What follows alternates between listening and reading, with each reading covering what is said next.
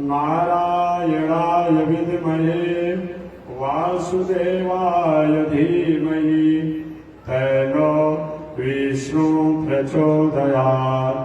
महालक्ष्म्यै च विद्महे विष्णु पत्न्यै च धीमहि तन्नो लक्ष्मी प्रचोदयात्।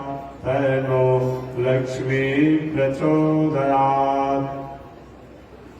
परमाराध्य श्री लक्ष्मी नारायण भगवान नित्य वंदनीय पूज्य गुरुदेव श्री त्रिदंडी स्वामी जी महाराज के युगल चरणों में कोटिशः नमन।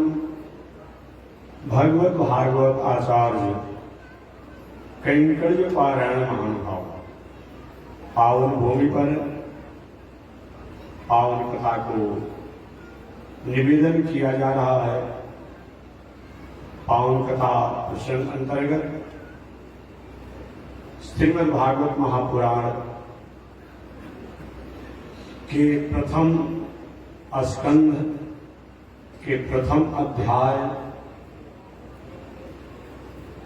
के द्वारा पावन कथा का निवेदन किया जा रहा है। प्रथम स्कंध के प्रथम अध्याय अंतर्गत नैमिषारण्य का पावन क्षेत्र 88,000 संत महात्मा ऋषि लोग उपस्थित हैं। सभी ऋषियों की अगुवाई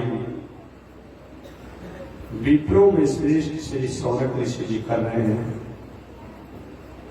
1000 वर्षों तक चलने वाला धार्मिक अनुष्ठान है।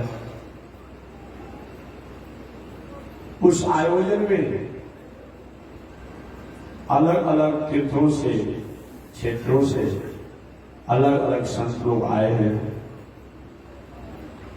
उन संतों में विद्वानों में ज्ञानियों में व्यास जी के शिष्य रोमहर्षण सूत जी के पुत्र उग्रश्रवा सूत जी भी आए। रोमहर्षण सूत जी के प्राणांत के बाद शरीर त्यागने के बाद व्यास पीठ पर व्यास गद्दी पर उग्रश्रवा सूत जी को बैठाया गया। ये रोमहर्षण सूत के पुत्र हैं। शौनक ऋषि ने प्रश्न किया,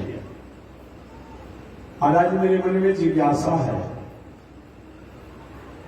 संसार की व्यवस्थाओं को, संसार के वस्तुओं को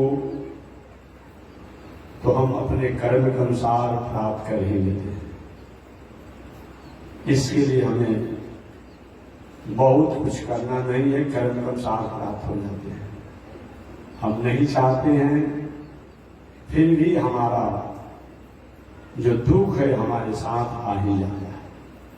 कोई चाहता है कि जीवन में दुख हो, कोई चाहता है कि सिर में दर्द हो, शरीर में दर्द हो, पेट में दर्द हो, परिवार में किसी प्रकार की समस्याएं हैं, कोई नहीं चाहता है। फिर भी आज तक किसी और रोका इसको आ ही जाता है। जैसे हमारे नहीं चाहने के बाद भी हमारे जीवन में विषम परिस्थितियां, दुख, आपत्ति, संकट, समस्याएं आ ही जाती है हमारे कर्मों के अनुसार। उसी प्रकार हम नहीं भी चाहेंगे तो हमारे ही कर्मों के अनुसार हमको सुख प्राप्त हो जाएगा। कर्मों के अनुसार इसमें बहुत प्रयास करने की आवश्यकता नहीं है। आप ऐसे भी देखते हैं, बहुत से ऐसे पापी व्यक्ति हैं, कुकर्मी है, अनाचारी है, व्यभिचारी है, कुकर्मी है, भ्रष्ट है, लेकिन जितना धन वैभव ऐश्वर्य रहता है, कभी कभी तो हम लोग भ्रमित हो जाते हैं, आखिर ऐसा क्यों?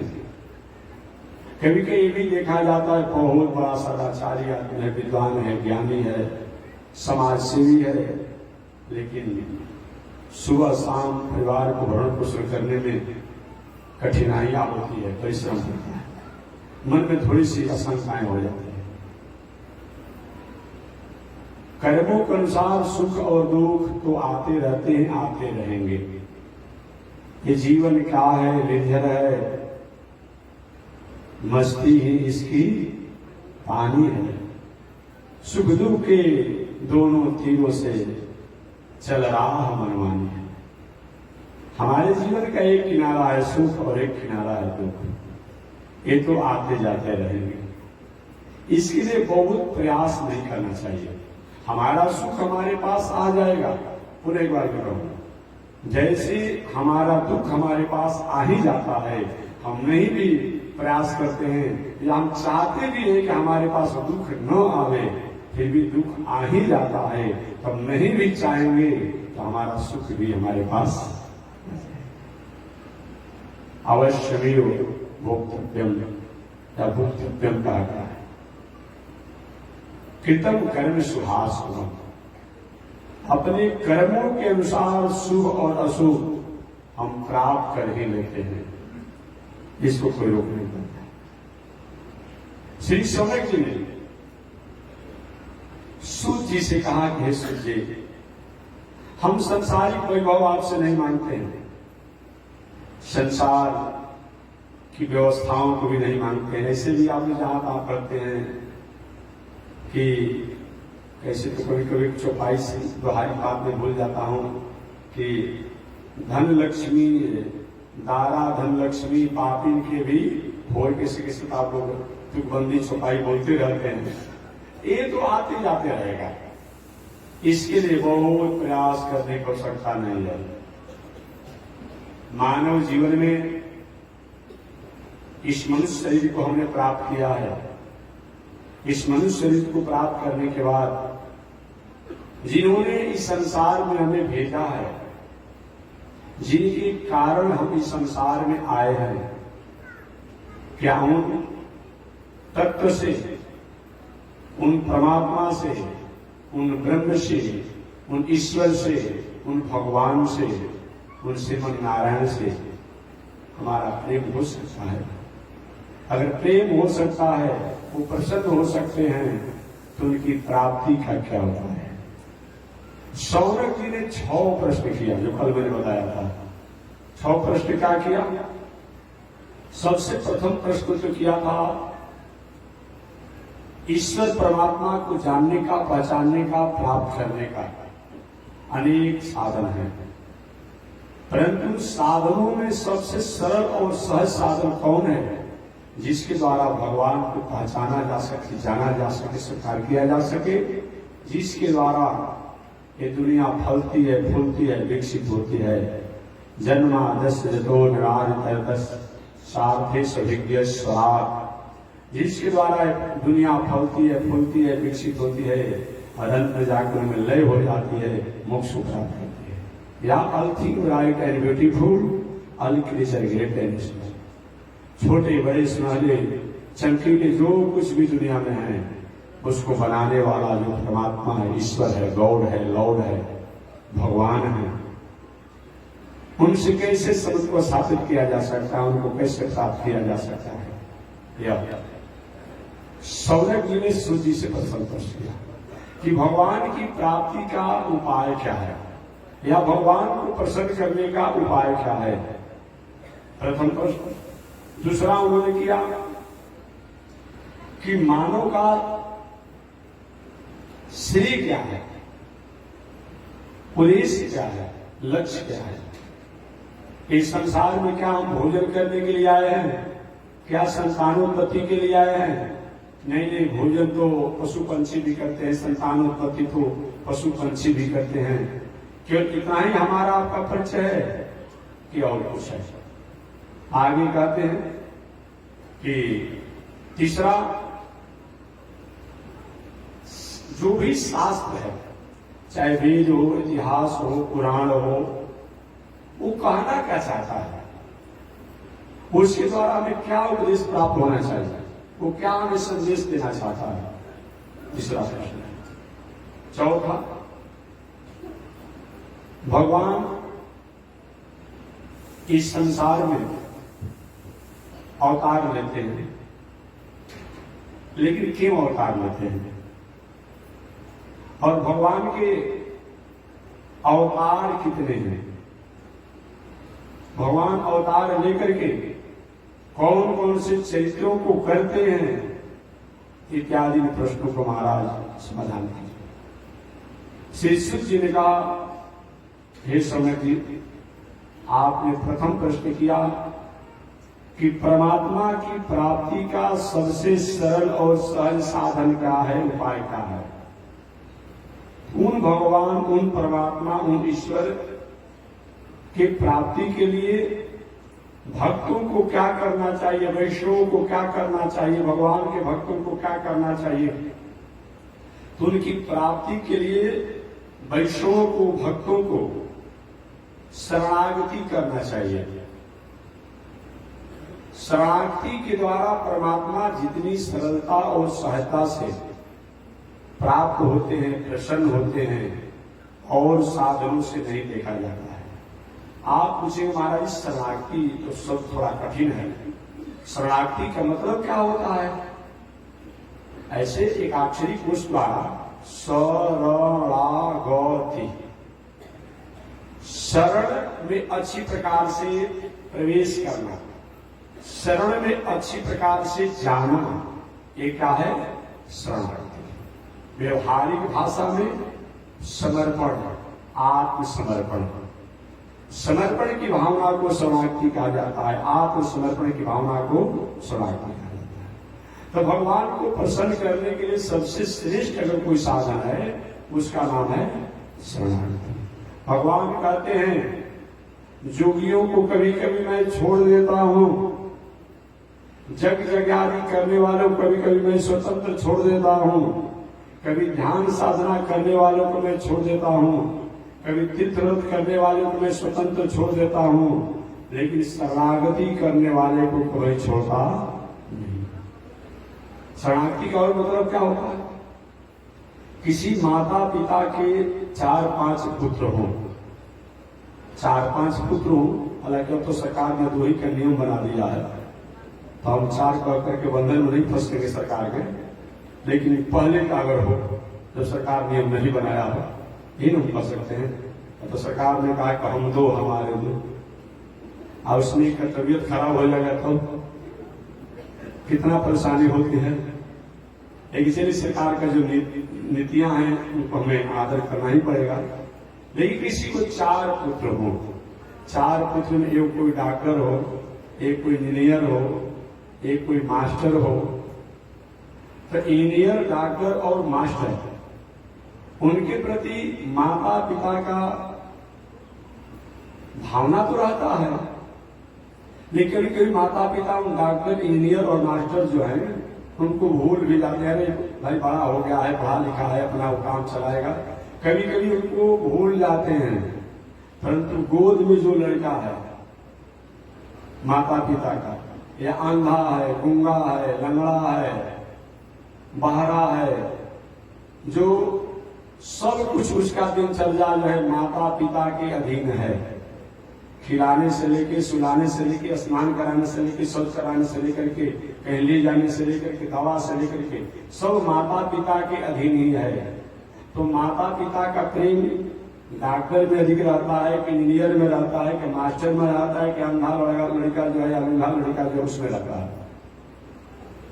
सबसे अधिक अंधा, लूला, लंगड़ा, काना, रोगी जो है या छोटा बालक जो है, उसमें माता पिता का स्नेह अधिक होता है, क्योंकि वे जानते हैं इसकी कोई कुछ भरण पोषण करने वाला नहीं है। अतः हमेशा उसे कहाँ चला गया, कैसे चला, कहीं चला मर जाए, कहीं बाहर भूल मर जाए, कहीं भटक मर जाए, हमेशा ध्यान रखना। और उसमें छोटा लड़का कहीं हो 1-2 वर्ष का, माता पिता कहीं भी काम करते हैं, कहीं भी काम करते हैं, कोई भी काम करते हैं, लेकिन अपने छोटे से बालक में हमेशा ध्यान बना रहता है, बेटा कहीं बाहर मत चला जाए, कहीं कुछ मत जाए, कहीं कुआं में गिर मत जाए, कहीं कुछ मत हो, हमेशा ध्यान बना रहता है। यही है शरणागति। जब हम अपने कर्मों को, अपने व्यवहारों को, अपने आचरण को, अपने वस्तु को, अपनी व्यवस्था को अगर हम परमात्मा को अर्पण कर देते हैं कि हमारा कुछ नहीं है, तदीयम वस्तु गोविंद तुभ्यमेव शरणं विधानस मुखो भूत्वा प्रसीद परमेश्वर। ये जब हम कहते हैं तब भगवान निश्चित रूप में कृपा करते हैं, रक्षा करते हैं। और अपने पर भी भरोसा है, कुछ भगवान पर भी है, भगवान कभी कभी छोड़ देते हैं। एक पौराणिक कथा सुना दे। एक बार एक महात्मा जी जहां रहते थे, बगल में कपड़ा धोने वाले व्यक्ति भी रोज उसी घाट पर जाकर के कपड़ा धोते थे। महात्मा जी कहते, देखो भाई, मेरा पूजा पाठ स्नान ध्यान का एक घाट है, यहाँ से थोड़ा सा हट करके तुम अपना कपड़ा साफ करो। कपड़ा धोने वाले ने कहा, तुम्हारे बाप का है कि मैं मानूंगा? हम जहां धोते हैं धोएंगे, तुमको स्नान करना, तुम ही दूसरी जगह चले जाओ, तुम ही दूसरी जगह चले जाओ। महात्मा जी परेशान थे, तो हनुमान जी के भक्त थे, बहुत पूजा पाठ करते थे। अब 1 2 3 4 समय चलते गया, बरसों बीत गया, लेकिन वो कपड़ा धोने वाला भी अपना स्थान नहीं बदल रहा है, और महात्मा जी नहाने वाले भी अपना स्थान कहीं नहीं बदल रहे हैं। अब एक दिन आओ तो आओ हो गया, यही न होगा? अरे दोनों में कोई एक आदमी अगर स्थान अपना बदल देता तो कुछ काम बन सकता था। या तो कपड़ा धोने वाला अपना घाट बदल देता, या तो स्नान करने वाले महात्मा जी अपने घाट कहीं बदल देते। दोनों में बदला नहीं। अब एक दिन आओ तो गाली गलौज मार पीट सब हो गया। अब महात्मा जी भी 2-4 चक्कर मारे होंगे, तो भी कपड़ा पूछने के लिए जो डंडा रखा वैसे महात्मा जी को ही साफ कर दिया, पूरा धुलाई कर दिया। और जब धुलाई उलाई होगी तो था कि हम हनुमान जी के भक्त, हनुमान जी को हमने बस में किया है, सिद्धि किया है, तो हनुमान जी हमारी रक्षा करने के लिए आएंगे। हनुमान जी जब पिटा गए महात्मा जी, तब हनुमान जी आए, महात्मा मैं आपका क्या सहयोग करूं? और तो महात्मा जी नाराज हो गए, साथ हनुमान जी चले जाइए मेरे पास। क्या मतलब होता है? इतना दिन तक मैंने आपको पूजा किया, पाठ किया, हनुमान चालीसा का पाठ किया, लड्डू चढ़ाया, स्तुति किया, सुबह में 4-4 बजे 3-3 बजे जगता था, रात में जगता था, ठंडा न देखा, न बरसात देखा, न गर्मी देखा, न झाड़ा देखा। आपने क्या किया हमारा? हनुमान जी ने कहा, थोड़ा शांत हो जाइए, मेरी उतनी गलती नहीं है जितनी गलती आप समझ रहे हैं। क्यों नहीं गलती है? आप मेरी सहायता करने के लिए क्यों नहीं आया? मैं प्रतीक्षा करते रहा। हनुमान जी ने कहा कि हमें समझ में नहीं आया कि आप दोनों में किसकी अपराध है, कौन माननीय है। आपके पास भी जितना बल था, अपना बल का आपने प्रयोग किया, हमारे भरोसे छोड़ देते तो ना कोई समाधान हम करते, उसको प्रेरणा ही दे देते कपड़ा धोने वाले को, बेटा यहाँ नहीं धोना है, कहीं दूसरी जगह चले जाओ, काहे महात्मा को परेशान करते हो। लेकिन आपको अपने बल को भरोसा था, आपने अपने बल के भरोसा पर आपने छटकन से दुशासन मारा, अब उसके पास डंडा था, डंडा से आपको मारा। वो कपड़ा को धोकर कपड़ा को साफ करता है, और आप जो है तपस्या साधना करके भक्तों के पाप को साफ करते हैं। तो दोनों तो एक ही काम करने वाले हैं, इसका हमारा क्या दोष है? हमारे पर अगर भरोसा रहता तब तो, हमारे पर अगर समर्पित रहते तब तो, यही बात है। अगर हम कुछ अपना भी प्रयोग करते हैं और कुछ ईश्वर पर भी छोड़ते हैं, तो भगवान में चुप लगा जाते हैं। द्रौपदी के साथ भी तो यही हुआ ना, द्रौपदी जी के साथ यही हुआ। सबसे पहले तो द्रौपदी को यह था कि मैं पंजाल नरेश की बेटी हूं, मेरा कोई क्या बिगाड़ सकता है।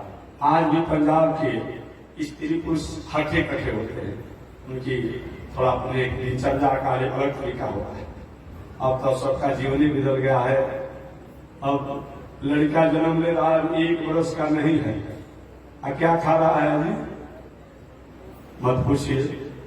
अब फुचका खा रहा है, चाउमीन खा रहा है, क्या क्या खा रहा है। अब दम रहेगा, एक चक्कर मार कर कोई उसके सामान छीन लेगा ना, दम रह गया। केवल प्लास्टिक के मूर्ति जैसा उसका आकार प्रकार रह गया है, दमे नहीं है शरीर में, शरीर में दमे नहीं रह गया है। द्रौपदी पंचाल नरेश की बेटी थी, शरीर के भुजाओं में बल था, देखते न कि शासन मेरा क्या बिगाड़ देता है, दुर्योधन बाहर आ गया, देखिए मेरा क्या बिगड़ सकता है। तो द्रौपदी अपने साड़ी को पकड़े रही, कैसे तुम जीत लोगे? कुछ भी हो, है तो नारी, कितना भी बलिष्ठ हो, कुछ भी हो, कुछ देरों तक तो अपने वस्त्रों की द्वारा अपनी लज्जा को, अपनी मर्यादा को द्रौपदी ने संभाला। लेकिन जब काम नहीं चला तो बारी बारी से सबको पुकारा। सबसे पहले तो भीष्माचार्य को, दादाजी को पुकारा। दादाजी, आप क्यों रहते हुए और आप यहीं की बहू का इस प्रकार से बेइज्जत किया जा रहा है, नग्न किया जा रहा है, और आप कुछ बोल नहीं रहे हैं। देखिए, कोई व्यक्ति अनीति अन्याय पर रहता है ना, चाहे कितना भी बड़ा आदमी हो, कुछ कर नहीं पाता है। भीष्माचार्य जी दुर्योधन नालायक के, पापी के अन्न खाने के कारण वे कुछ बोल नहीं पाए। भीष्माचार्य, द्रोणाचार्य, कृपाचार्य, कोई भी सहायता नहीं किया। अंत में अपने पतियों को पुकारा द्रौपदी ने, जो युधिष्ठिर जी को, भीम जी को, अर्जुन जी को, नकुल को, सहदेव को कोई नहीं सहायता किया, क्योंकि जुआ में हार चुके थे। तब अंत में कहती है, भो कृष्णाच्युत भो कृपालय है, भो पांडवा नाम सके, क्वासी क्वासी सुयोधनाद परिताम, भो रक्ष माना। हे कृष्ण, हे अच्युत, हे गोविंद, आप मेरी रक्षा करें। भगवान जब आए तो द्रौपदी भी उसी प्रकार से नाराज हो गई, जैसे कि महात्मा जी हनुमान जी पर नाराज हो गए। द्रौपदी कहती है, आप मेरे भाई हैं, भाई कहलाने का आप अधिकार है, आपको शर्म नहीं आती है? मुझे बेइज्जत किया जा रहा था और आप थे, और आपने मेरा कुछ नहीं किया। भगवान श्री कृष्ण ने कहा, बहन द्रौपदी, जितने तुम जैसे तुम मुझ पर नाराज हो रही हो, वैसा मेरा दोष नहीं है। मुझ पर तुम नाराज मत हो। तुमने मुझे पुकारा, पहले तो तुमको अपने पर भरोसा था कि मेरे भुजाओं में बल है, फिर अपने दादा को पुकारा, भीष्माचार्य को, गुरु जी को पुकारा, द्रोणाचार्य को, कृपाचार्य को, फिर अपने परिवार के लोगों को पुकारा, युधिष्ठिर को, भीम को, नकुल को, सहदेव को, अर्जुन को। इसमें मेरा क्या दोष है? अगर तुम शुरू में, प्रारंभ में मुझको अगर पुकारा होता, तब देखते कि दुर्योधन दुशासन के भुजाओं में क्या बल है, लेकिन मुझको तो तुमने पुकारा नहीं। इसमें मेरा क्या दोष है कि तुम मेरे पर नाराज हो रही हो? तुम मैं निवेदन करना चाह रहे हो कि शरणागति का मतलब क्या हो जा रहा है? आत्मसमर्पण। आत्मसमर्पण को शरणागति कहा जाता है, समर्पण को शरणागति कहा जाता है। आज के कानून में भी आप जान लीजिए, कितना भी कोई अपराध करने वाला अपराधी हो, सरकार ने घोषणा कर दिया कि कोई जो सरेंडर कर जाएगा, आत्मसमर्पण कर जाएगा, उनको कहीं रोजगार भी देंगे और उनके अपराधों को माफ भी कर देंगे। ऐसे में अपराधी अगर कहीं सरेंडर कर जाता है तो सरकार क्या करती है? कहीं कहीं रोजगार के लिए कुछ व्यवस्था कर देती है, और उसके पहले द्वारा कितना भी अपराध किया गया है उसको माफ कर देती है।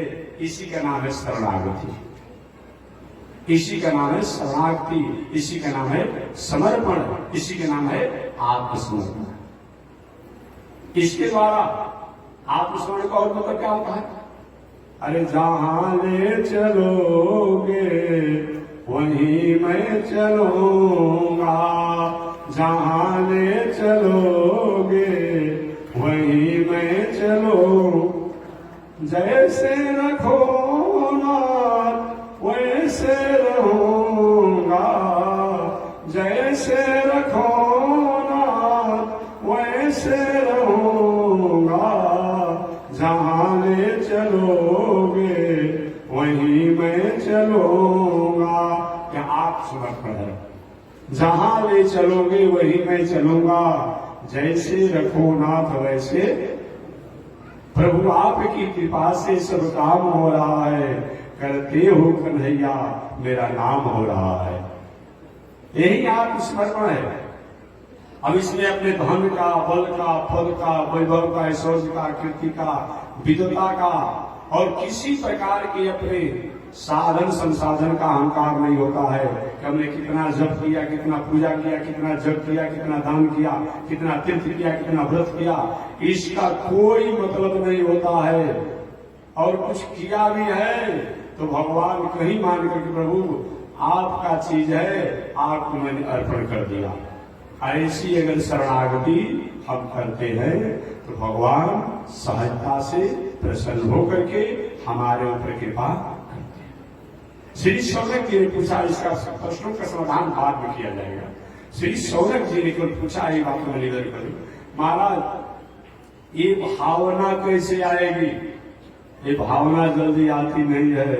ये तो आपने बात बता दिया कि शरणागति के द्वारा परमात्मा को जैसे प्रसन्न किया जा सकता है और कोई साधन नहीं है, लेकिन कैसे भावना हमारे में आएगी? वही भावना के लिए भक्ति करना पड़ता है, ज्ञान वैराग इत्यादि करना पड़ता है, जो विस्तार से बात करेंगे। प्रथम शौनक जी ने सूत जी से जो प्रश्न किया कि भगवान को प्रसन्न करने का सबसे सरल और सहज साधन क्या है, तो सूत जी ने कहा, हे शौनक जी, शरणागति के द्वारा भगवान जैसे प्रसन्नता को प्राप्त करते हैं और कोई साधन नहीं है। चलिए वाल्मीकि रामायण का उदाहरण दे दूं, भागवत का भी उदाहरण दे दूंगा। वाल्मीकि रामायण का 2 उदाहरण दूंगा और भागवत का भी उदाहरण दूंगा। वाल्मीकि रामायण में आपने पढ़ा होगा, सुने भी होंगे। जिस समय बांदर राज बाली भगवान श्री राम के बाणों से आहत हो गया, कुछ ही समय का मेहमान बना इस संसार में, इस शरीर को रखने के लिए। उस समय बांदर राज बाली ने भगवान श्री राम से पूछा के कारण नाथ मोहि मारा, हे नाथ के कारण नाथ मोहि मारा, बाली बैरी सुग्रीव। प्रभु आपने कौन सा कारण समझ करके, दोष समझ करके हमको आपने मारा? बाली बैरी सुग्रीव प्यारा। ये बाली भी कोई समान तो नहीं था, बाली भी इंद्र अंश थे, बाली भी इंद्र के अंश से बांदर राज बाली हुआ था, ये जानना चाहिए। साक्षात इंद्र ही साफ बस बांदर राज बाली बने थे, और साक्षात सूर्य ही सुग्रीव बने थे साफ बस। अपने कर्मों के अनुसार देवताओं को भी ये संसार में आना पड़ता है। अनेक पौराणिक कथाओं को आप सुनते हैं। तो इंद्र अंश थे, बाली थे। इन साक्षात इंद्र जो है वही बांदर राज बाली बने थे, और साक्षात सूर्य ही सुग्रीव बने थे।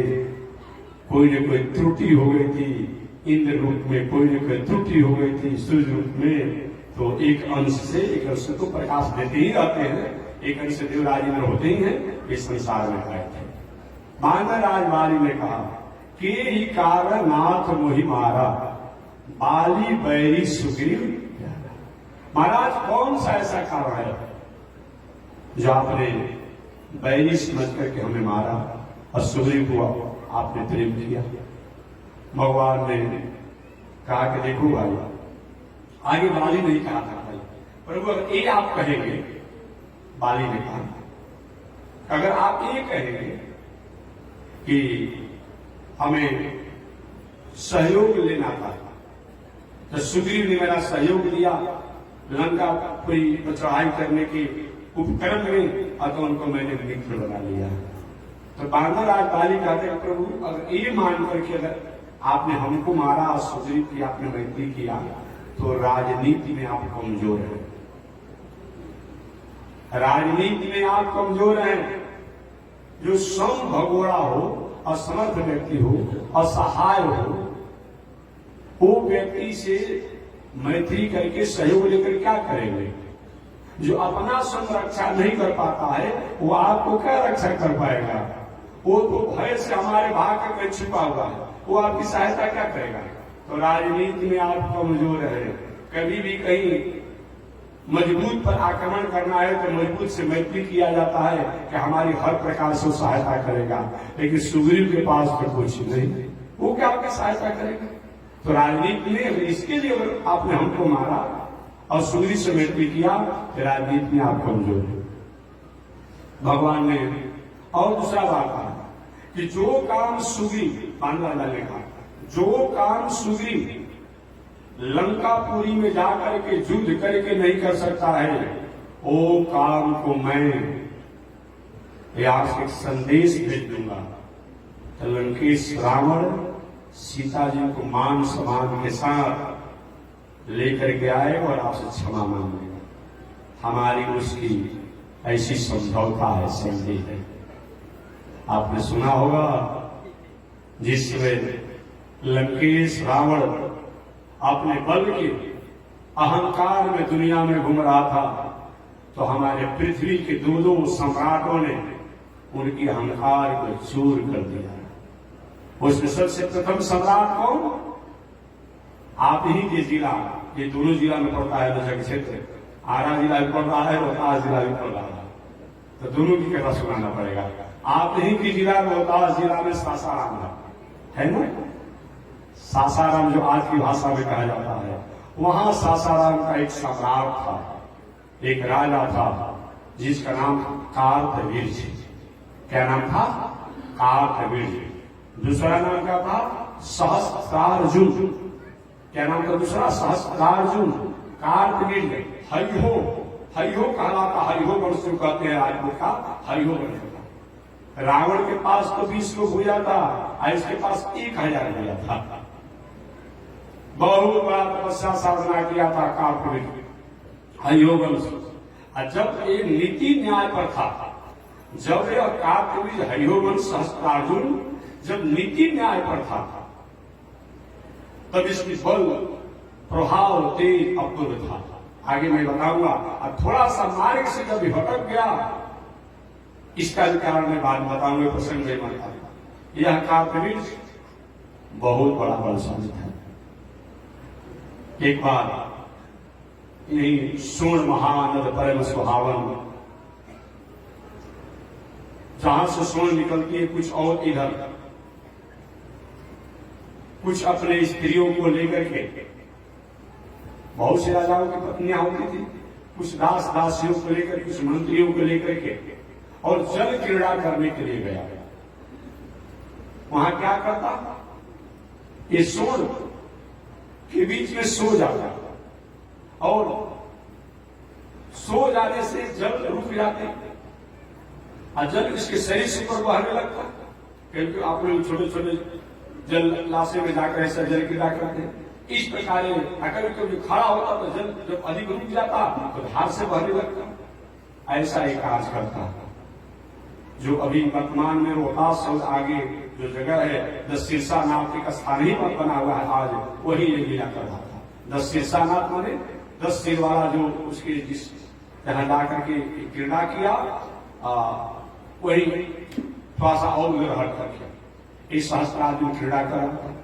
लंकेश रावण देवताओं पर विजय प्राप्त करते करते पृथ्वी लोक पर आया, और घूमते घूमते सहस्त्रार्जुन की पुरी में प्रवेश किया। जिस सहस्त्रार्जुन सासाराम को पहले महिष्मती पुरी के नामों से भी जाना जाता था।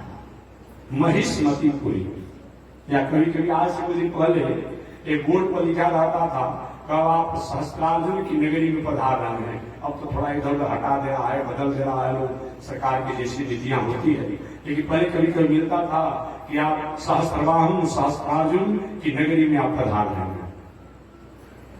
और गया राज में लंकेश रावण कहा कि मंत्रियों से कहा कि जाकर सूचना दे दो कि लंकेश रावण आए हैं युद्ध करने के लिए, अन्यथा ली कर दे दे कि लंकेश रावण जीत गए और सहस्त्रार्जुन हार गए। मंत्रियों ने कहा महाराज अभी मेरे राजा है नहीं, वे कहे सोन तट पर क्रीड़ा करने के लिए जल क्रीड़ा में गए, लौट करके आएंगे, तब तक आप यहाँ प्रतीक्षा कीजिए, और तब उसके बाद आपके भुजाओं में जो गर्मी है, भुजाओं में जो बल है, उसका समाधान। इतना उतावला हो गया कि बताओ कहाँ है, मैं प्रतीक्षा नहीं कर सकता हूँ, और वही चला गया जहां सहस्त्रार्जुन जल क्रीड़ा कर रहे थे। जाते जाते कुछ थक भी गया था, तो सहस्त्रार्जुन उस दिशा में पहले जल को रोक करके जल क्रीड़ा करके, और उससे पहले इस शंकर जी का बहुत बड़ा पुजारी था रावण, सोचा कि मैं शंकर जी का पूजा कर लूं। वही शंकर जी की पूजा करने लगा, सोचा कि तब उसके बाद जाएंगे सहस्त्रार्जुन के पास, और शंकर जी की पूजा करने लगा। और पूजा करते करते आधा पूजा हुआ था, अचानक सहस्त्रार्जुन जल क्रीड़ा करते समय जल के प्रवाह को जब खड़ा हुआ, जल की धार बहा, और वह जब पूजा कर रहा था सूर्य के तट पर, लंकेश रावण जाते समय अब इसकी पूजा की सामग्री इत्यादि बढ़ने लगे और ऐसा दुस्साहस है, मेरे भय से देवता लोग डर जाते हैं। चलत दशानन डोलत अवनी, यह धरनी भी करते हैं। जब दशानन चलता था पृथ्वी भी डगमगाने लगती, कुबेर से लेकर के और जमराज से लेकर के वरुणदेव से लेकर के इंद्र से लेकर के सब लोग भयभीत हो जाते, किससे क्या कराने लगेगा, क्या आदेश देगा, ऐसा वर्चस्व था। और मेरे चुनौती मुझको लेकर कौन ऐसा दुस्साहस किया, गया तो देखा कि वहीं पर सहस्त्रार्जुन से मैं युद्ध करने के लिए आया हूं, वो जल क्रीड़ा कर और गया और जाकर के सोचा के छूट करके भूत क्रीड़ा द्वारा मैंने छत्र भेद से मैं पकड़ करके और अपने कब्जा में कर लूं। उस समय सहस्त्रार्जुन क्या किया, जल से खड़ा हुआ और लंकेश रावण को पकड़ लिया। आप पकड़ कर कहा कि बच्चों अब ये बताओ तुम्हारे साथ कौन सा सलूकत मैं करूं, आप उस राष्ट्र के रहने वाले हैं, उस देश के रहने वाले हैं, आप अपनी गरिमा को भूल जा रहे हैं। लंकेश रावण जैसे जीव को पकड़ करके सहस्त्रार्जुन कार्तवीर्य ने कहा मैं आपके साथ कौन सा सलूकत करूं बताओ। अब ते बेचारा बन गए, पकड़ करके ला करके सहस्त्रार्जुन जिसको कार्तवीर्य कहा जाता है, हयो वंश भी कहा जाता है, हयो एक अपनी राजधानी में जहाँ गौशाला है, जहाँ घोड़शाला होता है घोड़ा को बांधने का, वही घोड़शाला का जो पिछाड़ी जो बांधने का जो रस्सी होता है उसी में इनको बांध दिया, हाथ थोड़ा बांध करके और उसी में बांध दिया, एक पड़े रहो। वही घोड़शाला में पिछाड़ी बांधे हुए ये रावण को रहना पड़ा। यह समाचार जब विश्रवा मुनि और पुलस ऋषि को पता चला कि मेरा वंशज, मेरा बेटा, मेरा नाती का प्रतिष्ठा को तो सहस्त्रार्जुन पी गया, समाप्त कर दिया, तो वही पुलस ऋषि विश्रवा मुनि आए सहस्त्रार्जुन के पास महिष्मतीपुरी में, महाराज मेरे पुत्र को क्षमा कर दीजिए, मेरे पुत्र को मुक्त कर दीजिए। अभी तक मेरे पुत्र के सामने दुनिया में कोई बलवान नहीं था, लेकिन आज मैं समझ गया कि आपसे मेरा पुत्र परास्त हो गया। लेकिन ऐसे नहीं, दुनिया के लोग को जानना चाहिए, दुनिया के लोग को जानना चाहिए ना। तो क्या होना चाहिए, सहस्त्रार्जुन ने कहा कि एक तो मेरे राज में कभी आक्रमण नहीं करना, आना नहीं है, और जब मैं बुलाऊंगा तब आना है, जब मैं बुलाऊंगा तब आना है, और टैक्स के रूप में यही रहेगा, टैक्स नहीं लगाता लेकिन टैक्स नहीं लगाऊंगा, परंतु जब बुलाऊंगा तब तुमको आना है। इसी शर्त के अनुसार विश्रवा मुनि और पुलस्त मुनि के कहने के बाद उस लंकेश रावण को सहस्त्रार्जुन कार्तवीर्य ने मुक्त किया। लेकिन वही कार्तवीर्य, मैं याद दिला दूं हल्का इशारा करके, वही कार्तवीर्य जब अनीति अन्याय अधर्म पर हो गए तो समझिए बर्बाद हो गए, नाश हो गए। क्या नीति हुआ आप जानते हैं, हमारी वस्तु है, हम और आपको नहीं देंगे तो आप कहीं छीनना चाहते हैं। आपने कहा महात्मा जी बहुत सुंदर है माइक है, बहुत सुंदर है चश्मा है, बहुत सुंदर है पुस्तक है, बहुत सुंदर है भगवान है, ये हमको दे दीजिए। हमने भगवान की पूजा करते हैं, नहीं देगा, आगे मैं ले लूंगा, ये कोई मतलब होता है? ऐसा नहीं होना चाहिए। वही सहस्त्रार्जुन कार्तवीर्य एक बार जमदग्नि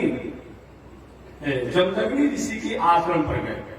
जमदग्नि ऋषि के जब आश्रम पर गए, जमदग्नि ऋषि ने अपनी साधना शक्ति के द्वारा, कामधेनु गाय के द्वारा बहुत प्रकार से स्वागत सत्कार इस सहस्त्रार्जुन का किए। अब सत्कार स्वागत किए तो जाते समय सहस्त्रार्जुन ने कहा कि ऋषिवर, हे जमदग्नि ऋषि जी, आप ये कामधेनु गाय को हमको दे दीजिए। जमदग्नि जी ने हाथ जोड़े, देखिए भाई मैं दूंगा नहीं, इसी में किसी के दूध से, घी से, दही से, गोबर से, मूत से मैं पूजा पाठ अनुष्ठान अपना करता हूँ, यही मेरा आधार है, मैं नहीं दूंगा। क्या कहते इसके बदला में 1000 गाय ले लीजिए ना, उसे मेरा जो है सहस्त्रार्जुन ने कहा, क्योंकि 1000 गाय की बात नहीं है, मेरी व्यवस्था की बात है, मैं नहीं दूंगा। तो क्या कहते हैं, हम राजा है, हम ले लेंगे, कैसे आप ले लेंगे? और जमदग्नि ऋषि को समझिए, जमदग्नि ऋषि के नहीं चाहने पर भी सहस्त्रार्जुन ने उस कामधेनु गाय को छीन लिया, और छीन ही नहीं लिया, बल्कि जमदग्नि ऋषि को मार डाला। जब जमदग्नि ऋषि की पत्नी रेणुका अपने पति की इस घटना को जानी तो उसने पुकार लगाई, हे राम हे परशुराम, हे राम हे परशुराम, मेरे पति को आपके पिता को अकारण उस सासी राजा ने मार डाला और कामधेनु गाय को भी छीन लिया। आप पुत्र होकर क्या करेंगे? वही परशुराम जी आए और अपनी माता द्वारा जब घटना जाना तो क्या किए, अपना गाय भी लिए और अपने शक्ति तेज से अपने पिता को उन्होंने नवजीवन भी कर दिए, नवजीवित भी कर दिए, जिला भी दिए और वही कार्तवीर्य सहस्त्रार्जुन को उन्होंने समाप्त किया। कार्तवीर्य सहस्त्रार्जुन के सहयोग लेकर के, सहायता को लेकर के, पक्ष लेकर के जितने भी राजा लोग आए उन सब लोग उन्होंने समाप्त किया। 21 बार चढ़ाई हुआ और 21 बार उन्होंने क्या किया, समाप्त किया। बार बार कार्तवीर्य के समाप्त होने पर उनके लोग, उनके सहयोग, उनके मित्र लोग पक्ष लेकर के आक्रमण करते और 21 बार, लगभग 20 बार परशुराम जी ने सबको समाप्त कर दिया। यही झगड़ा तो है। जब नीति पर थे तो रावण जैसे बीज को कार्तवीर्य ने अपने बस में किया और जब न्याय नीति को त्याग दिए तो परशुराम द्वारा मर्दन हुआ। आज इस कथा को कुछ लोग दूसरी तरीका से परोस देता है समाज में। लोग कहते हैं कि परशुराम जी राजपूत के क्षत्रिय के विरोधी थे। क्या बात करते हैं भाई? आज ब्राह्मण और राजपूत में झगड़ा लग गया है। कहीं ब्राह्मण ही कहीं कुछ गलती कर दे या क्षत्रिय ही कुछ गलती कर दे, एक आप नहीं कहेंगे कि ब्राह्मण विरोधी है, क्षत्रिय विरोधी नहीं। यहाँ आप मानना तैयार हो जाते हैं। कभी भी परशुराम जी क्षत्रिय विरोधी नहीं थे, राजपूत विरोधी नहीं थे। अगर क्षत्रिय और राजपूत विरोधी होते परशुराम जी तो उन्हीं के समय में तो जनक जी महाराज थे। कहां उनको मारा? उन्हीं के समय में तो दशरथ जी महाराज थे। कहां उनको मारा? उन्हीं के समय में तो एक तरह से समझा जाए तो परशुराम जी के बाबा या कुछ कथा बाद में बताऊंगा। मैंने विश्वामित्र जी की जो बहन है वो परशुराम जी की दादी है। क्या समझे? विश्वामित्र जी की जो बहन सत्यवती है वो परशुराम जी क्या है? दादी है। कहा दादी नरेश कुमारी? बहुत से राजा हुआ। कैसे आप कह सकते हैं? नहीं, जो सहस्त्रार्जुन और कार्तवीर्य के सहयोगी बनकर के, पक्ष लेकर के जो राजा आए उन राजाओं को जो 21 बार आक्रमण किया उनको उन्होंने दमन किया। न कि किसी को क्षत्रिय से विरोध था, न किसी राजपूत से विरोध था। अगर इस तरीका से समाज में आप परोसेंगे, एक लेकर के, तब तो लोग ये भी कहेंगे अब राम जी ने रावण को मार दिया तो कहेंगे राम जी ब्राह्मण विरोधी थे। ये अच्छा लगेगा? बता दीजिए। अगर ये बात आप एक कुचित भावना में आकर के, एक छोटी कोच बुद्धि में आकर के और एक ऐसा आप वितंडावाद दुनिया में फैलाना शुरू करेंगे तो मैं पूछना चाहता हूँ, भगवान श्री राम ने रावण और रावण के बहुत से परिवार के लोगों को मार दिया तो हम कहेंगे क्या भाई अब तो राम जी ब्राह्मण विरोधी थे, कितने लोग को मार दिया? ये कोई मतलब होता है? जब राम जी ब्राह्मण विरोधी नहीं कहे जा सकते हैं तब परशुराम जी क्षत्रिय विरोधी क्यों कहे जाएंगे? बोलिए, क्यों कहे जाएंगे? इसलिए आज के बाद ऐसी आपने जो भ्रांतियां हैं, इस भ्रांतियों को त्यागिए। अपराध करने वाला व्यक्ति जो अपराधी होता है वो अब किसी जात का नहीं रह जाता है। अब दंड अनुशासन करने वाला व्यक्ति जिसको शासन और दंड करने का अधिकार होता है वह किसी जाति और एक समष्टि का नहीं रह जाता है, बहुत का न्यायाधीश हो जाता है। वह जैसा उसे समझता है वह न्याय करता है। नहीं तो इस प्रश्न को जवाब आपको देना पड़ेगा कि जब परशुराम जी कार्तवीर्य हरिवंश या उनके सहयोगियों को मारे तो क्षत्रिय विरोधी हो सकते हैं, तो राम जी जब रावण और उसके परिवार को लोग मारे इनको ब्राह्मण विरोधी क्यों नहीं कहा जाएगा? जब उनको नहीं कहा जाएगा तो परशुराम जी क्यों आप कहते हैं? इसलिए इस भ्रांतियों का आपको त्यागना पड़ेगा। ऐसा नहीं होना चाहिए, क्योंकि जो भी गलती करता अपराधी अपराधी होता है और किसी की जात का नहीं रह जाता। तो मैं निवेदन करना चाह रहा था कि ऐसे शास्त्रार्जुन जब अपने वैभव मर्यादा में थे उस समय रावण जैसे प्रभावशाली को पकड़ करके घोषाला में रखे और जब बल संपत्ति का दुरुपयोग करने लगे तो परशुराम जी द्वारा उनको ह्रास हुआ, समापन हुआ। तो एक प्रतापी राजा हुआ जिसके द्वारा लंकेश रावण हारा, और दूसरा बांगर राजवाली। बांगर राजवाली जब लंकेश रावण विजय प्राप्त कर रहा था तो घूमते घूमते किष्किंधा में गया था। उस समय बांगर राजवाली ने क्या किया, पकड़ करके अपना काखी में दबा लिया। कथा ये सब लोग जानते हैं, क्यों हमें याद दिलाना है। कथा तो सब पुरानी है कि हमको थोड़े नया कथा सुनाएंगे। उसी कथा को मैं व्याख्या करूंगा। और अपने काखी में दबा लिया बांगर राजवाली। अब पूरब से पश्चिम और उत्तर से दक्षिण ये चारों तरफ घुमाते रहे, और घुमाने के बाद लगभग 6 महीना से लग गया होगा, 6 महीना लग गया होगा कम से कम। फिर अपने कांखी से निकाल करके खड़ा कर दे, कहेगी और बताओ तुम्हारे साथ क्या सलूकत करेगा। रावण ने कहा कि हमको मुक्त कर दिया जाए। आपके महाराज इतना बड़ा बलशाली था और उसको कांखी में दबाकर बांगर राजवाली रखा। थोड़ी सी सुनने में तो आश्चर्य लगता है। अरे भाई आपके कपार में, आपके कांखी में कहीं छिलर रहता है तो भार पड़ता है, बोलिए ना। तो बांगर राजवाली इतना बड़ा बलिष्ठ था कि रावण जो है उनके चिलर जैसा कांखी में पड़ गया, कोई भार नहीं, कोई परेशानी नहीं हुआ। और 6 महीना के बाद बांगर राजवाली ने कहा ठीक है मैं नृत्य करता हूं, लेकिन जब तक बुलाऊंगा तब आना पड़ेगा। मेरे राज और मेरे मित्रों के राज्यों में कहीं बिना मेरे आदेश के प्रवेश नहीं करना है और वहां कहीं आक्रमण नहीं करना है। इसी अनुशासन पर, इसी सत्य अनुसार उस लंकेश रावण को छोड़ दिया। तो बांगर राजवाली ने भगवान से पूछा कि के ही कारण नाथ मुझे मारा। हे नाथ, आपने कौन सा ऐसा कारण है जो बाली बैरी सुग्रीव है कि बाली को अपने बैरी मान लिया, सुग्रीव को अपने प्यारा मान लिया। अरे रावण से तो आपका विवाद हो सकता है कि आपकी पत्नी को छद्म वेश बना करके, सन्यासी का वेश बना करके उसने हरण किया। हमारा आपका तो कोई विवाद नहीं। एक तुम्हें बांगर जाति का और दूसरा आप राजकुमार हैं, वनवासी वेश में घूम रहे। हमारा आपका तो कोई ऐसा हुआ नहीं। आखिर हमसे आपने क्यों किया। उसने भगवान श्री राम ने प्रथम बात कहा कि हमें सहयोग था, क्या कि सहयोग मजबूत आदमी से लिया जाता है, कमजोर आदमी से नहीं लिया जाता है। अरे भाई एक भिखार हो और द्वारे द्वारे भीख मांग रहा हो और उससे कोई भीख मांगे, क्या मतलब होता है। भीख भी किसी से मांगा जाता है कि कोई धन संपत्ति इत्यादि संपन्न हो, वो न भीख देगा। और जो सम भीख मांगा उससे अधिक मांग रहे हैं।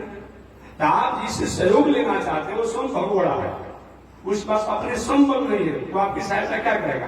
तो राजनीति में आप कमजोर हैं, राजनीति में आप कमजोर हैं। अगर हमसे कहे होते और हमारे साथ अगर मैत्री होती तो जो आप युद्ध करके लंकापुरी में जो काम नहीं करते, मैं सूचना भेजवाता और लंकेश रावण आपकी पत्नी सीता को लेकर के आता और आपसे संधि भी होता, ताकि क्यों आपने मैत्री किया।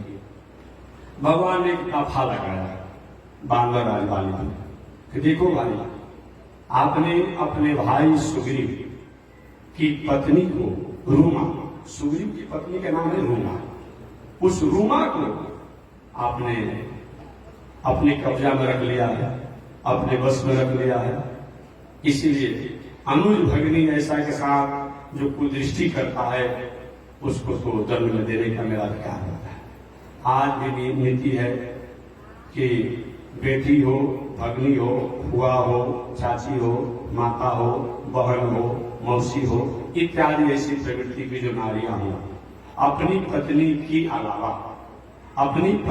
की अलावा अगर इन नारियों के प्रति जो कुदृष्टि रखता है वह शास्त्र से दंडनीय है, शास्त्र से वह दंडनीय है।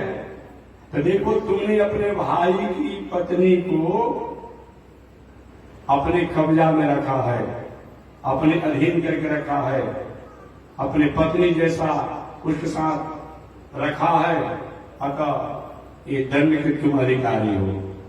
तो बांगर राजवाली को पढ़ा लिखा था नहीं, क्या प्रभु अगर इसके चलते हुआ है तो क्या ये आरोप हमारे को नहीं लगेगा। सो कुचाली जो हमारे में जो दोष दिख रहे हैं वही और वो दोष सुग्रीव में भी है। सुग्रीव ने भी तो मेरी पत्नी को अपना बना लिया था, तारा को। जब मैं गया था दुंदुभी राक्षस से संग्राम करने के लिए और मैं गुफा में संग्राम करते रहा, समय नियत जो था वो बीत गया, तो बिना मेरी प्रतीक्षा किए सुग्रीव तो हमको छोड़ करके आ गया और छोड़ के आने के बाद प्रतीक्षा भी नहीं किया और हमारी पत्नी जो तारा है उस तारा को इसने अपना पत्नी जैसा बना लिया। तो अगर इसलिए हमको अपने मारा है तो उसको अपने कह नहीं मारा, उसको क्यों नहीं मारा? जो दोष हमारे में दिखा रहे हैं वो दोष तो सुग्रीव में भी है।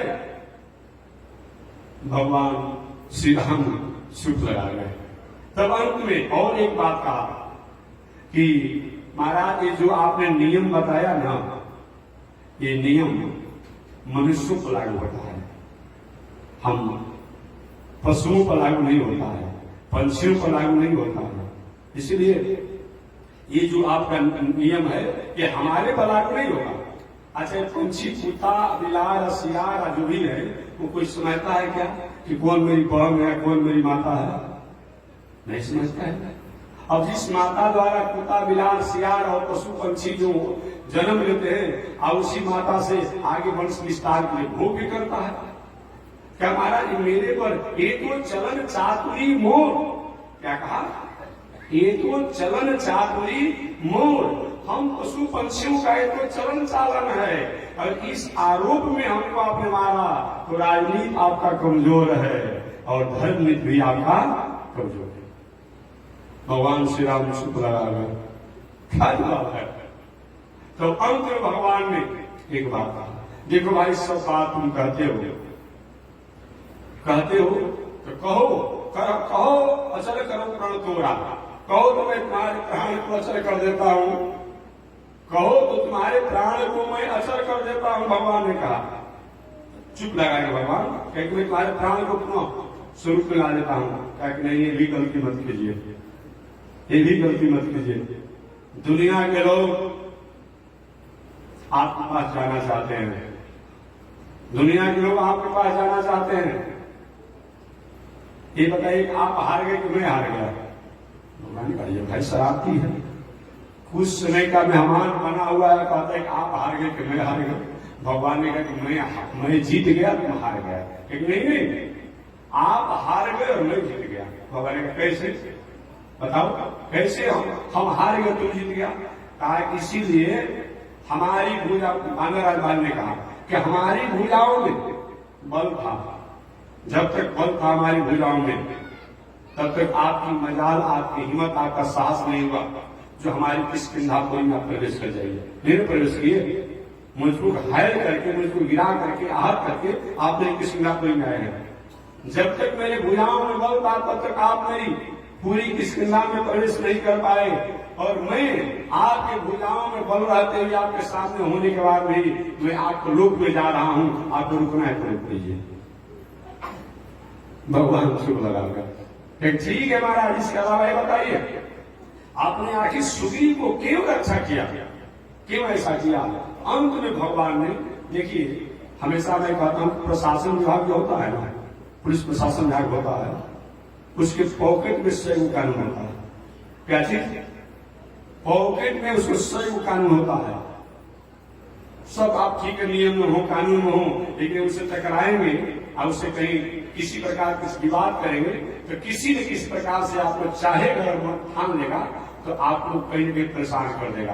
कि कुछ पॉकेट में 100 कानून होते हैं, कोई न कोई बात का आर्टिकल लेकर के ये ऐसा आपने किया, हमारे कोई सरकारी काम में बाधा पहुंचाया, अमुक किया, अमुक किया, अमुक किया, अब फंसा ही नहीं। अब भगवान श्री राम ने अब सोचा कौन सा जवाब इसको दे, तो भगवान ने कहा देखो भैया सब बात तुम्हारा ठीक है, लेकिन एक बात के कारण ही मैंने सुग्रीव को अपनाया। कौन सा कारण है महाराज? सुग्रीव ने शरणागति किया। यही मेरे पास सुनाना था, इसके लिए इतना मैंने सुनाया। सुग्रीव ने शरणागति किया, इसमें सब अवगुणे अवगुण है, दोष है, दोष है सुग्रीव में, अवगुण है, दोष है, लेकिन सुग्रीव में सबसे बड़ा गुण क्या है? इसने शरणागति किया। और शरणार्थी ने किसी जो समर्थवान हो उसका किया, और एक काम आपने नहीं किया। और आप बांदरराज वाली आप ही अगर शरणार्थी कर लिए होते, ऐसा स्थिति नहीं आता। तो शरणार्थी करने के कारण ही सुग्रीव को मैंने संसार किया। तो शरणार्थी का इतना बड़ा महत्व है कि अगर इसमें कोई किसी प्रकार के त्रुटियों को फाल्ट को फाल्टर होने पर भी आपको देखा नहीं जाता है, उसको क्षमा करके माफ करके और उसके ऊपर कृपा किया जाता है। श्री रामायण के अनुसार उदाहरण दिया। दूसरा उदाहरण पुनः रामायण के अनुसार में दे रहा हूं, जिसमें भगवान श्री राम लंकेश रावण का वध किए और उनके जो भी बलावल वीर वाले थे सबको समाप्त करके सीता जी को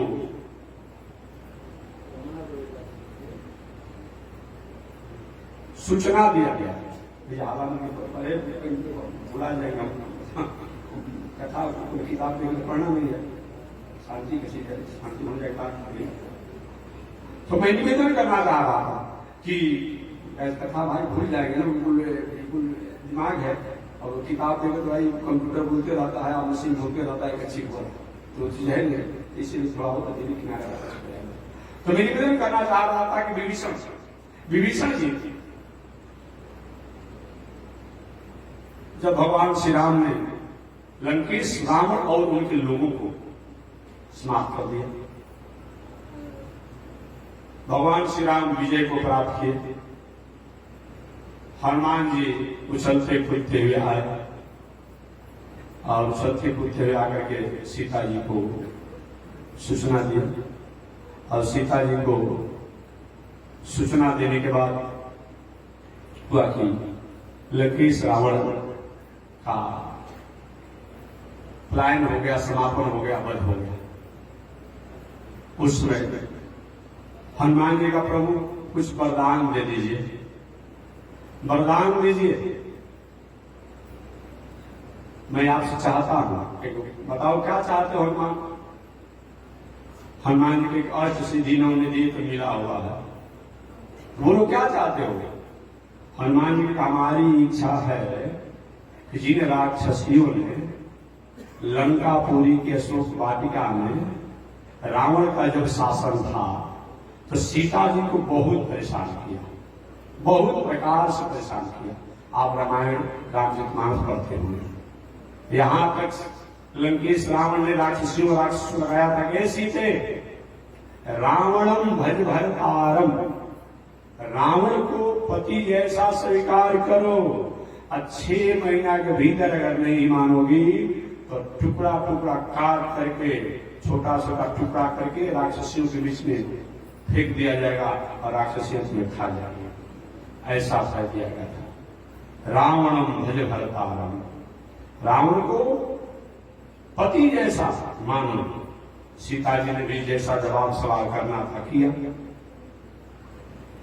जब लंकेश रावण का वध हो गया तो हनुमान जी ने कहा कि मेरी इच्छा है कि जब राक्षसियों द्वारा सीता जी को परेशान किया गया था, कष्ट दिया गया था, तो रावण का वध तो हो गया, इन राक्षसियों का भी चित्रवध होना चाहिए। चित्रवध का मतलब तड़पा तड़पा करके इनको मारना चाहिए, इनके शरीर में दही नमक लगा कर शरीर में लेप करके और बांदर भालुओं से चटवा चटवा करके इनको प्राणवध होना चाहिए। बहुत दिन उन्हें कष्ट दिया सीता जी। भगवान श्री राम ने ठीक है मैं ऐसा वरदान दिया, लेकिन जिसके साथ गलती हुआ है, कष्ट हुआ है, उनसे भी तो जाकर मांग लो, उनसे भी आज्ञा ले लो। हनुमान जी सोचे कि जब राम जी जो आज्ञा दे दिए तो बोला सीता जी नहीं देगी। अब सीता जी के पास गए, प्रणाम किए, लंकेश रावण के वध की समाचार सुनाए। सुनाने के बाद कहेगी मातु लंकेश रावण और उनके दुराधर्ष वीरों का समापन हो गया, पलायन हो गया, मृत्यु को प्राप्त किया। सीता जी ने कहा बर मांग लीजिए, कहे बड़े ही दे दी कि इन राक्षसियों का चित्रवध होना चाहिए जो आपको कष्ट दिया है।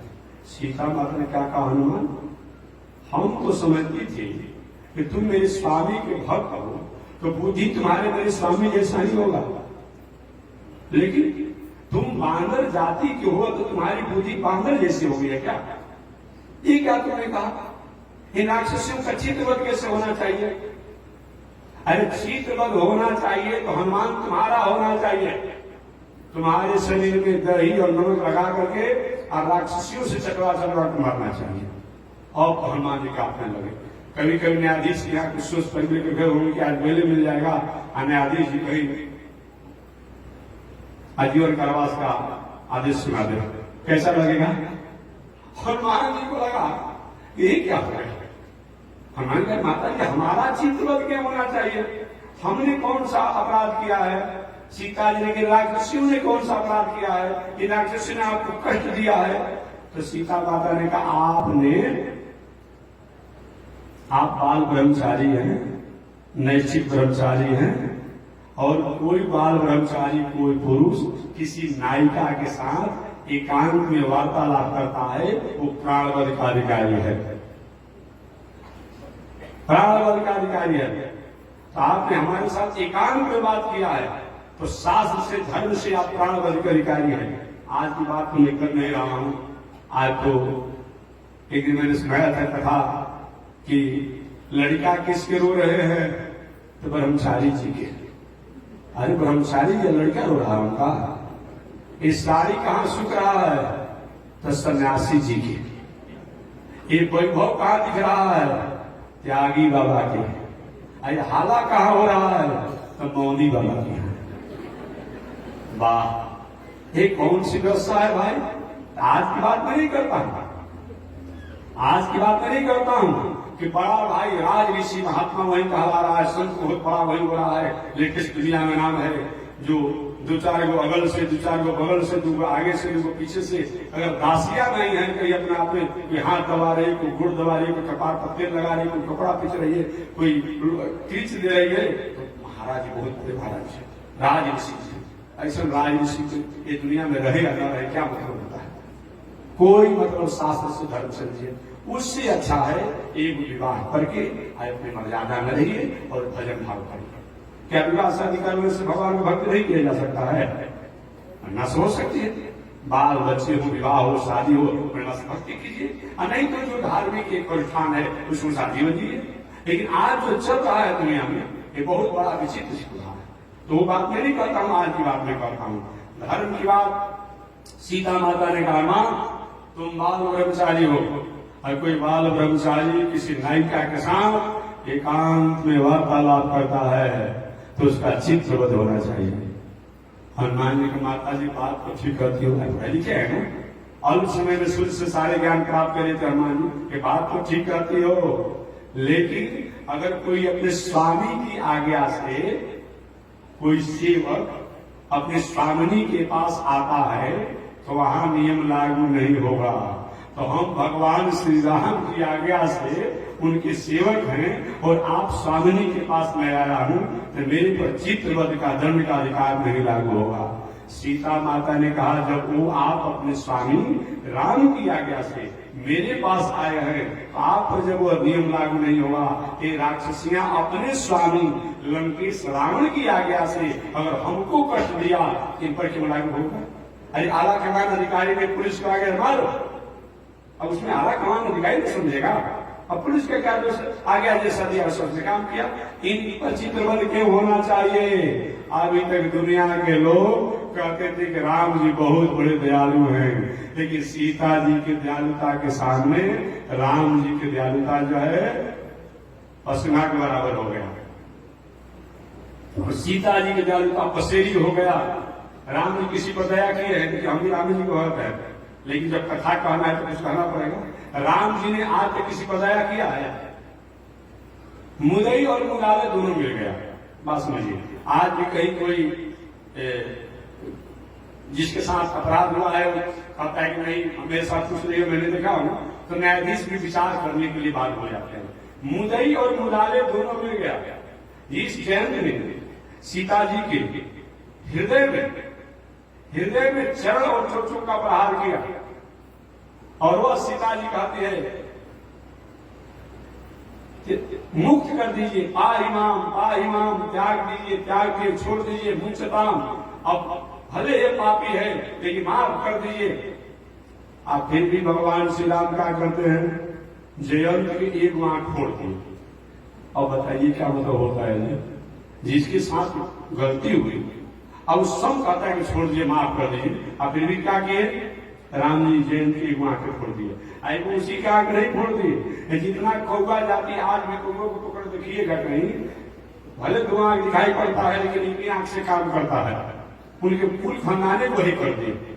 अब बताइए कहां कृपा कीजिए? अपने पत्नी पर कृपा कीजिए। सारा दुनिया संत महात्मा ऋषि देवता सब लोग कहे सीता जी में कोई दोष नहीं है, वो विषम परिस्थिति में लंकेश रावण लंकापुरी में ले गया था, लेकिन सीता जी की आचरण में किसी प्रकार का दोष नहीं है।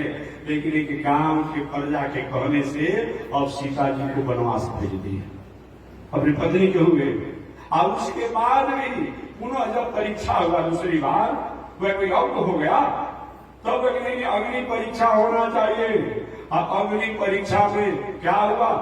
और सीता जी को अग्नि में समाप्त होना पड़ा। अपने पत्नी के नहीं हुए, अपने भाई के हुए। जय हूं अवध कवन मुंह लाई, नारी हेतु प्रिय बंधु गवाई। वहां ये बात कहते, छोटी सी गलती हुई लक्ष्मण जी द्वारा, दुर्वासा जी आए थे और हुआ था कि बिना बुलाए कोई नहीं हमारे पास आएगा। भगवान श्री राम ने किया था, जमराज से वार्तालाप हो रही थी, लक्ष्मण जी चले गए दुर्वासा जी का सूचना देने कि आए हैं संत। भगवान श्री राम ने आए बिना पूछे आ गया, अब मेरे पास नहीं रहोगे, मैं तुम्हें बंद करूंगा। उस समय के जाओ, तुम मेरे सामने मुंह नहीं दिखाओगे, मर जाओ। वही लक्ष्मण जी को जाकर के गुप्तार घाट में समाप्त होना। अपने भाई को हुए, अपने पत्नी के नहीं हुए, अपने भाई के नहीं हुए, अपने बाप के हुए। राम जी राम राम कहीं राम कहीं, राम राम कहीं राम, राम गए सुधाम। 6 बार राम राम कहने वाले दशरथ जी को राव गए सुधाम, स्वर्ग लोक में जाते हैं। बताइए क्यों? मर्यादा न्यायाधीश है। न्यायाधीश किसी पत्नी का नहीं होता है, किसी भाई का नहीं होता है, किसी बेटा का नहीं होता है, किसी बाप का नहीं होता है, किसी व्यक्ति का नहीं होता है, वो तो न्याय के लिए होता है। राम जी न्यायाधीश है। मैं निवेदन करना चाहता हूं, ये सीता जी ने कृपा किया जो आज भी हम लोग राम सीता कभी कोई कह दे, लेकिन सीताराम सब लोग कहते हैं। सीता जी की दयालुता के सामने राम जी की दयालुता कमजोर हो गई। विभीषण जी की बात आती है, यही कथा कहकर मैं अभी वाणी को विराम दे दूंगा। विभीषण जी की बात आती है, जब समुद्र के तट पर भगवान श्री राम थे, समुद्र देवता से कह रहे थे, समुद्र देवता आप हमारे पूरे खानदान के लोगों द्वारा ही समुद्र को प्रकट किया गया है, निर्माण किया गया है, आप हमें आपको रास्ता बता दिया तो जल सूख जाए। समुद्र जब नहीं समझा बुझा, भगवान थोड़ा सा आवेश में आए 3 दिन के बाद कि विनय नमान जल दिया। फिर समुद्र क्षमा मांगा। आगे उसी क्रम में विभीषण जी जब रावण द्वारा अपमानित हुआ तो आकाश मार्ग से आवाज लगाया, हे लक्ष्मण, हे सुग्रीव, मैं पापी रावण का भाई पापी विभीषण हूं। भगवान श्री राम के यहाँ मेरा सूचना सुना दिया जाए, किया जाए। ये समाचार सुनते ही सुग्रीव जी कहते हैं, बद्धता में वही पापा, यह विभीषण पापी आ गया है, इसको बंद करवा लो। बांदर भालू को कह दिए, मालूम पड़ा कि मार डालेंगे विभीषण जी को। अंत में विभीषण जी भाग गए। पुनः दूसरी बार आकाश मार्ग से आवाज लगाए, मैं पापी तो हूं, लेकिन जाकर मेरी सूचना राम के यहां सुना देना चाहिए। लक्ष्मण जाकर भगवान श्री राम के यहां सुना दिए। सुनाने के बाद भगवान श्री राम ने कहा कि ऐसे मत लेकर आइएगा, एक तरफ से विभीषण जी को लाइएगा और दूसरा तरफ से राज तिलक की व्यवस्था लेकर आ जाइएगा। जो भी और सब नहीं होते, कम से कम फूल मिलेगा, समुद्र का जल मिलेगा, दुर्वा मिलेगा, जो मिलेगा, लेकिन इनको राज तिलक कर दिया जाएगा। सब लोग हैरान हो गए कि न जान हुआ, न पहचान हुआ, न इसकी भावना जाना गया, न इसको उद्देश्य जाना गया। भगवान श्री राम इसको राजा बनाना चाहते हैं। सुग्रीव जी ने कहा कि प्रभु थोड़ा सा प्रतीक्षा कर लिया जाता तो अच्छा था। अब इसके बारे में जाना नहीं गया और उनको राजा बनाने के लिए सुयोग ले दिया। हो सकता है कि भेद जानने के लिए आया हो, कि भेद जानना। भगवान श्री राम ने कहा, सुग्रीव, भेद की जहां बात करते हो तो हमारा भेद, हमारा रहस्य, हमारा तत्व, हमारा तात्पर्य जो जान जाता है, अब दुनिया में किसी का रहता नहीं है। मीरा जी ने भेद जान गया, दस्तान ने जाना, रहीम ने जाना, और लोगों ने जाना, और हमेशा हमेशा के लिए उन्हीं का हो गया। मेरा भेद क्या जानेगा? एक नहीं प्रभु, ये तो पापी है, भद्रता में सुनई पापा, ये पापी है। जब हनुमान जी अशोक वाटिका में लंकापुरी में प्रथम बार गए थे, इसने सब कुछ पूछा हनुमान जी से। नव तुलसी के वृंद राम नाम अंकित गिरह, तुलसी का वृक्ष भी लगाया था, और इसके मकान पर शंख चक्र गदा पद्म का चिन्ह, धनुष्मान का चिन्ह भी था, और राम नाम भी लिखा हुआ था, नारायण भी लिखा हुआ था। राम आयु, राम नाम दोनों शब्द आता है। राम आयु का मतलब शंख चक्र गदा पद्म धनुष्मान, माने भगवान श्रीमन नारायण के जितने प्रतीक जो हैं आयु, वो सब वहां पर थे, और राम नाम श्रीमन नारायण ये अंकित भी थे। अब थोड़ा सा एक बात और मैं करूंगा, 1 मिनट में। अब प्रश्न यहाँ होता है, अगर इतना रावण विरोधी जब राम जी का भगवान विष्णु नारायण का था, अब उसी का भाई इतना बड़ा भक्ति कर रहा था, उनका प्रतीक भी लगाया था, जिसके हम लोग को बोर्ड पर लगा हुआ है, इतना बड़ा प्रतीक लगाया, रावण विरोध क्यों नहीं किया? एक बार व्यक्ति ने हमसे प्रश्न किया था कि महाराज इतना बड़ा विरोधी था तो अपने भाई का विरोध क्यों नहीं किया, और महामंत्री पद पर है, समान पद नहीं है। तो मैंने उनको जवाब दिया कि देखिए, जिस समय रावण विभीषण कुंभकर्ण जब तपस्या कर रहे थे, तो तपस्या से प्रसन्न होकर के ब्रह्मा जी ने वरदान मांगने कहा। तो जब वरदान मांगने लगे तो कुंभकर्ण ने मांग तो रहा था कि हम 6 महीना जग या 1 दिन शुद्ध, लेकिन देवता लोगों ने सरस्वती जी से प्रार्थना किया, सरस्वती जी ने उसे वाणी बदल दिया, कहा कि नहीं 6 महीना शुद्धि और 1 दिन जग। बहुत खाता था ना कुंभकर्ण। दूसरा, रावण से मांगने के बाद आई, कहा कि मैं त्रैलोक में विजय को प्राप्त करूं, अजय हूं, ये मांगा गया। और विभीषण जी से मांगा गया, भैया मांग लीजिए। तो विभीषण ने कहा, हमको आप भक्ति का वरदान दे दीजिए, भक्ति का वरदान दे दीजिए। तो इसीलिए मैं निवेदन करना चाहता हूँ, तीनों ने अलग अलग वरदान मांगा। जैसे आप कोई एप्लीकेशन देख रहे हैं, जिलाधिकारी जी के पास जो शासन हो, सरकार हो, न्यायालय हो, जिसके पास जैसा लिखना हो, और आपने क्या किया, उस एप्लीकेशन में लिखा कि मेरे यहाँ बिजली, एक ही एप्लीकेशन पर बिजली भी होना चाहिए, गली भी होना चाहिए, नली भी होना चाहिए, जल की व्यवस्था भी होना चाहिए, सौर ऊर्जा भी और कुछ होना चाहिए, ये आपने एप्लीकेशन कर दिया। तो अगर एप्लीकेशन कहीं खारिज हो जा रहा है तो जितना मांग है सभी के लिए खारिज हो जाएगा। अगर ओके हो रहा है तो सब उसमें ओके हो जाएगा। एक ही एप्लीकेशन पर ब्रह्मा जी से मांगा था, तो रावण जानता था कि अगर कहीं एक भक्ति पक्ष पर हम रोकेंगे तो हमको भी जो वरदान मिला है वो भी निस्तेज हो जाएगा, हमारे भाई को जो वरदान मिला हुआ है वो भी निस्तेज हो जाएगा कुंभकर्ण को। ये जानते हैं कि विभीषण नव तुलसी के दिन राम नाम अंकित गिरह इत्यादि है, फिर भी विरोध नहीं करता था कि अगर इसको विरोध करेंगे, इसको बंद करेंगे तो हमको भी जो ब्रह्मा द्वारा वरदान मिला है वो अभी सफल हो जाएगा। यह जानने के कारण ही लंकेश रावण ने क्या किया, कभी विभीषण जी को उतारा। तब विभीषण जी कहाँ हनुमान जी गए थे, सब समाचार पूछ लिए विभीषण जी हनुमान जी से, लेकिन पानी के नहीं पूछे, भोजन के नहीं पूछे, विश्राम के नहीं पूछे।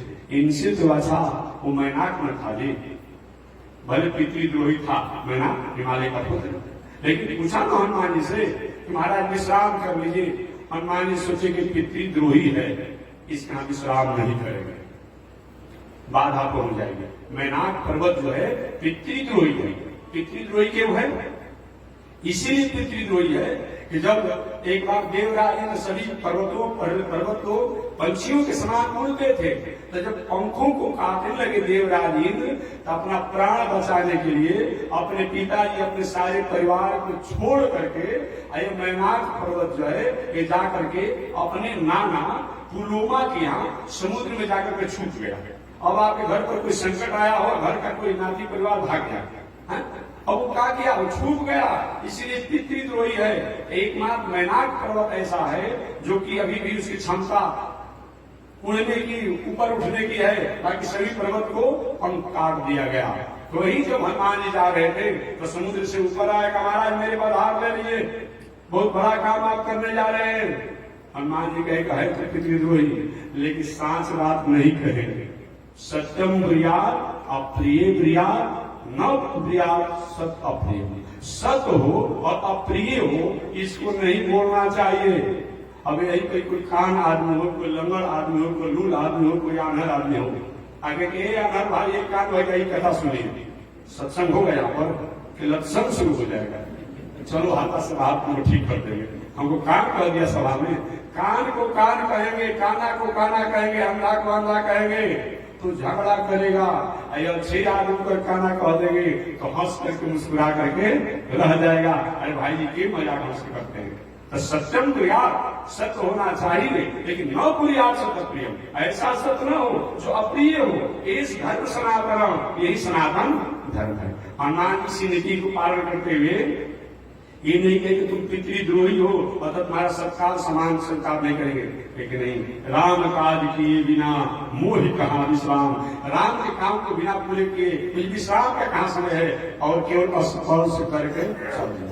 आप कहीं जा रहे हो, इष्ट मित्र बंधु बांधव के यहाँ आगे उनसे भात पानी नहीं चलता हो, कोई मन में संशय हो, तो मैं नहीं खाऊंगा, नहीं पीऊंगा, नहीं छूंगा, और सिर्फ बहुमान उनका जल, उनका पानी, उनका भोजन अस्पताल में प्रणाम करता हूँ और आगे बढ़ जाएगी। ये हमें नीति बताया गया हनुमान जी द्वारा। तो हनुमान जी कहा कि मैनाक को स्पर्श किया, स्पर्श करके आगे बढ़ गए। तो मैनाक तो कम से कम विभीषण इससे अच्छा है, विश्राम के बारे में, पानी के बारे में पूछा ना। अभी विभीषण जी तो हनुमान जी कुछ पूछे ही नहीं, न पानी पीने के लिए विश्राम करके सारा समाचार बता दिए, सीता जी के बारे में बता दिए, लेकिन विश्राम करने के नहीं बताए। वही। और दूसरी बात, जब लंकेश रावण द्वारा षड्यंत्र करके हनुमान जी को चित्रवध करने की जब हुआ कि इसको कहीं न कहीं इसको आग लगा करके मार डाला जाए, तो पहले तो चित्रवध के द्वारा मारने की बात की लंकेश रावण ने, वह नहीं, दूध को कभी मारा नहीं जाता है, कुछ गलती हुआ तो दंड दे दीजिए, हाथ काट लीजिए, गोड़ काट लीजिए। एक बंदर जो है इसके नाखून काट लीजिए, पूंछ काट लीजिए, कान काट लीजिए। तो चित्रवध के कारण हनुमान जी के पूरे शरीर में कपड़ा लपेट करके, घी लपेट करके, तेल लपेट करके और इनमें सलाई मार दिया गया, आग लगा दिया गया। एक तरह से प्राणवध है।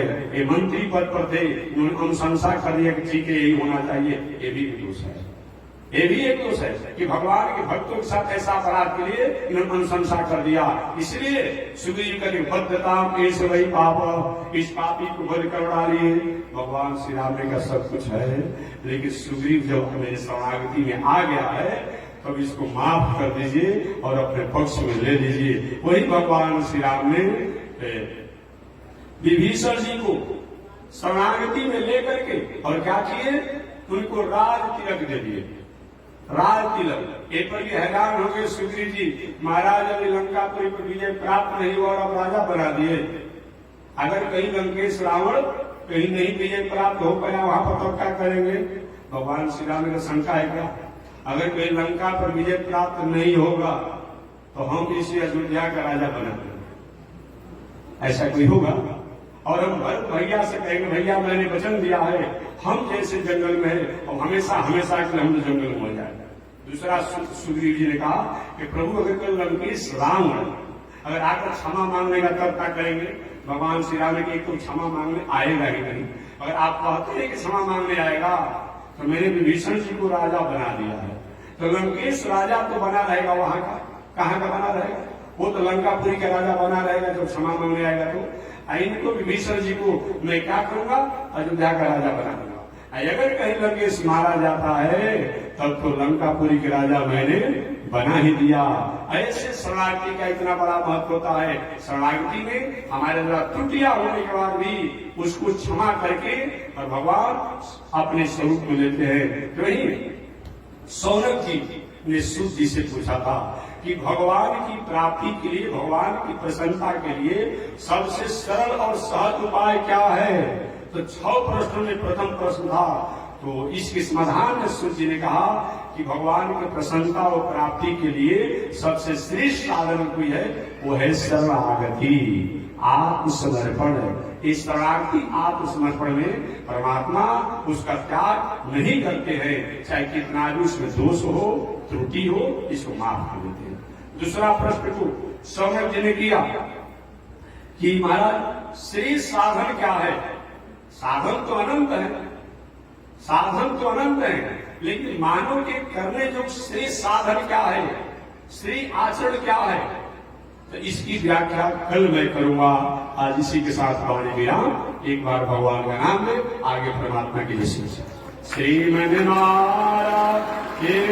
लक्ष्मी नारायण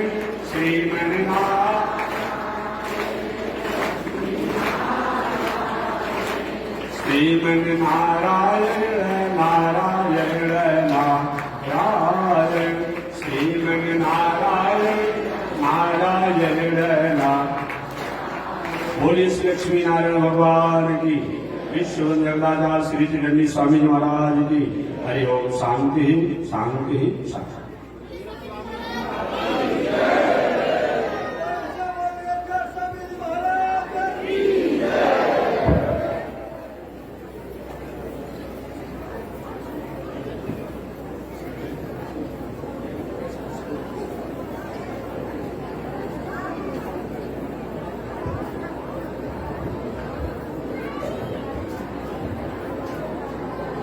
ओम चंद्रमा मनसो जात चक्षो सूर्यो अजायत श्रोत्राद्वायुष प्राणश मुखादग्निरजायत श्रीश्रुते लक्ष्मी शब्दज्ञानहोरात्रे पार्श्वे नक्षत्राणि रूपमस्मिनौ व्यातं वा इष्टे निखाण मो मयि खाण सर्वलोकं मयि खाण कासायं यज्ञसूत्रं शुचिवपुषि तथा चोर्ध्वपुण्यं च वाले यस्यास्ते दक्षहस्ते कलिकुमति गिरीन्द्रेन्द्रवज्रं त्रिदण्डं संसाराग्नि प्रशान्त्यै हृतजलममलं दारुपात्रं पवित्रं श्रीविश्वक्सेन सूर्य पदकमलयुगं श्रीयसे संश्रयामि अमलयादय शूद्रस् चलमतिरसोय्याब्दसो कृतघ्नो दूरमानि स्मर परवसो वञ्चनपर त्रिसंसापावेश कथमामिधो दुःखजलदे